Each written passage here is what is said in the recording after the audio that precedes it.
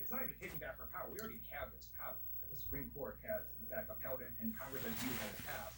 I'm just putting in procedures to allow us to execute it if we want to. We still don't have to execute this power next term, but at least there's an option to do that. And right now, it just seems sort of silly for us to have no ability to execute that option, even though we have the power to do so. And it is my hope that we could get more subpoenas issued on a bipartisan basis. I think that would, in fact, be better for the institution. You may recall Republicans grappled with this when we were in control and went down the line of creating procedures to zero out individual government employees' salary if we didn't like the way they were treating Congress. And to Mr. McGovern's point, creates a incredibly punishing tool to just your average government worker who had no idea they were getting ready to get dragged into a congressional fight. But I do hope that we can solve that, because I Representative Rob Woodall, Republican, Georgia, 7th District. We are all disadvantaged as Americans when Congress becomes feckless in its attempt. That's what it says on the TV screen anyway. He's got a mask on, so I can't be sure. To recommit. They taught me in freshman orientation 10 years ago that was just a procedural motion. It had no policy aspect to it whatsoever, and so just vote no. And so I recognize that is not the sign of something that is valuable legislation. That's the sign of something that you would think could go by the wayside.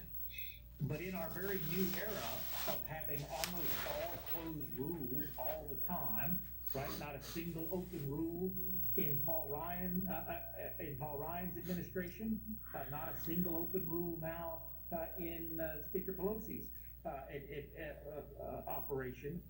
There is no opportunity sometimes for the minority to have input on the House floor. If we had open rules, the challenges would be very much the same as the ones you pointed to, Mr. Lieu. Those amendments are offered, dropped right there on the floor, can be written on the back of a cocktail napkin. No opportunity for legislative drafting and perfection. Folks don't have time to consult with their staff, and under the 5-minute rule, 10 minutes later, you can be asked to vote on a very consequential amendment that had not been seen before. So last minute legislative language used to be a hallmark of this institution.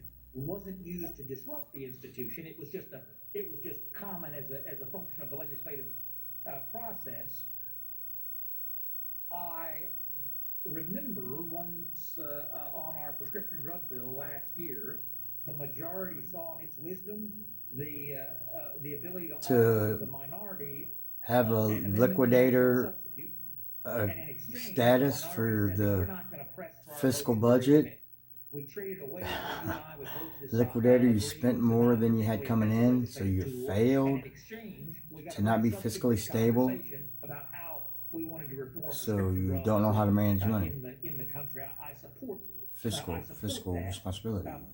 I'm particularly concerned about Mr. Schneider's concerns, because I raised the very same issues in the Rules Committee last night. Mr. Schneider, we were talking about a bill that was a resolution that was intended to speak out against horrific treatment that has been alleged of non-citizens in the country after they have been detained by federal forces, and the resolution, I believe, was designed to divide us on something that we should have been speaking in one voice to condemn. That there's no benefit in America of having it appear that someone condones inhumane treatment by federal authorities against non-citizens. So is it clear to you that there is a difference? The occasional majority bills that are brought to the floor for a vote that are designed apparently to divide us as opposed to unite us, versus the motion to recommit, which I would absolutely concede is often designed as something that makes it appear that we are divided when in fact we may not be so. No, thank you. I appreciate the question. The distinction I would draw here is it's never good to divide. Oh, there's that guy, yeah. But that's part of politics. and part of the process here.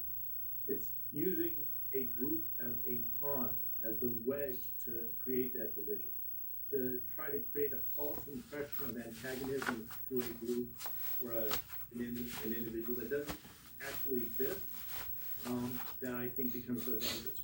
And my concern specifically with respect to the use of American Jews and the issue of anti-Semitism in our country, which, as noted with the ADL numbers, is on the rise in the country as it is around the world. We are empowering groups that are